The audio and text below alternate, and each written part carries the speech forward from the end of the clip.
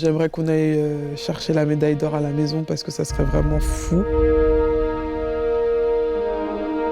Mais pour l'instant, je suis pas encore en mode de je stresse ou ouais, il faut vraiment qu'on fasse un résultat, sinon c'est la honte. Je suis plus une personne terre à terre qui prend les choses les unes après les autres. Et je préfère être comme ça, surtout par rapport à mon passé un peu en équipe de France où des fois je me projetais, après j'étais déçue, enfin voilà. J'habitais en Martinique, j'habitais dans un quartier qui était chaud, donc du coup je sortais pas beaucoup. J'avais 10-11 ans par là, j'habitais à côté d'un gymnase. Et en fait tous les week-ends on entendait des bruits, des coups de sifflet, du monde qui criait et tout ça. Un jour j'ai dit à ma mère ouais ce serait bien qu'on aille voir ce qui se passe à côté. C'est comme ça que j'ai commencé en Martinique. Le but c'était de sortir de chez moi, quoi. Quand j'avais 14 ans, donc on est revenu en métropole. Je suis partie très tôt aussi de chez mes parents. Déborah, on n'a pas grandi ensemble vraiment. Quand j'avais 10 ans, on n'avait que 3, donc forcément, on n'évolue pas de la même manière. On ne partage pas les mêmes moments de vie. C'est grâce à l'Euro 2022 que, avec ma sœur, on s'est énormément rapprochés. Le fait de partager cette compétition-là, on a appris à plus se connaître. C'est marrant, mais c'est au final le hand, il nous a éloignés, mais aussi rapprochés.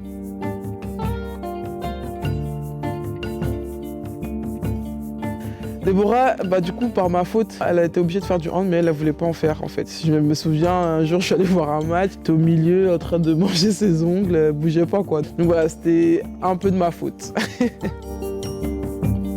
Voilà, elle a eu le choix de continuer ou pas. Quand elle a grandi, elle a continué et ça se passe très bien maintenant. Tu peux baisser le... Tu fais quoi? C'est trop... Mais ça sera la faute des pieds. On est généreuse et on se donne toujours à fond dans les choses qui nous intéressent vraiment. Mon parcours, c'est les montagnes russes un peu. J'ai eu ma première sélection en octobre 2015. Il y a eu des Tokyo en 2016, après la prépa des Jeux. Et pendant cette prépa des Jeux-là, je me suis blessée.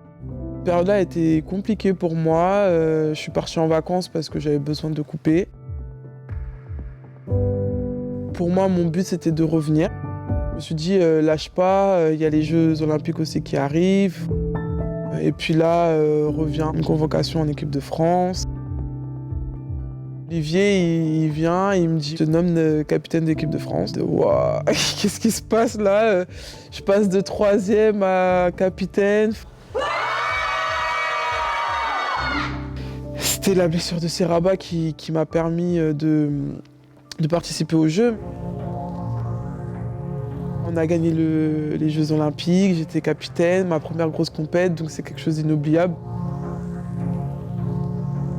En avril, j'ai eu le Covid, donc j'ai pas participé au stage. Et du coup, c'était Estelle qui était capitaine par intérim. Olivier, il a apprécié son attitude, son aura, etc. Et il m'a informé que du coup, le changement de capitaine, il allait se faire. Il y a eu ce changement-là, mais je l'ai bien pris, il n'y a pas eu de problème. Je me dis que j'ai sûrement fait le travail qu'il fallait faire lors de mon capitanat, que voilà, ma mission c'était ça et que je l'ai faite et que voilà, maintenant j'ai une autre mission à accomplir, c'est de pouvoir être autant performante qu'avant et de rester en équipe de France le plus longtemps possible.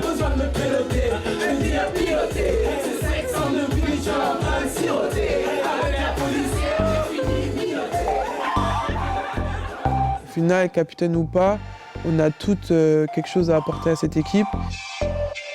Et je trouve que c'est ce qui nous permet actuellement d'être où on est, qu'on arrive à mettre l'une en valeur, de pouvoir voir chacune briller là où elle excelle, quoi.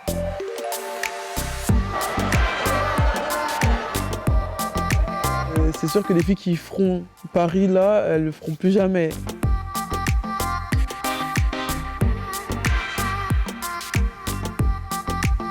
J'ai fait Tokyo, mais du coup, à cause du Covid, c'était à huis clos, donc j'avais pas cet engouement-là qu'on peut avoir des Jeux. C'est une chance mais incroyable de pouvoir participer à des Jeux Olympiques à la maison, vraiment. Ma résilience me permet d'être où je suis aujourd'hui.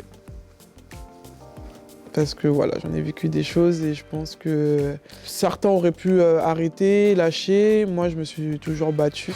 Ouais, j'ai vu le bout du tunnel très très longtemps après. Au final, aujourd'hui, quand je regarde tout ce que j'ai traversé, je me dis ok, il y a des moments très difficiles, c'est pas tout beau, tout rose, mais au final, ben, t'es championne du monde, t'es championne olympique, t'es vice-championne d'Europe. Et voilà, si moi ça s'est passé comme ça, c'est qu'il y a une raison et j'espère que je pourrai participer aux Jeux à Paris et que je pourrai encore rajouter un beau titre à mon palmarès et pouvoir raconter tout ça après.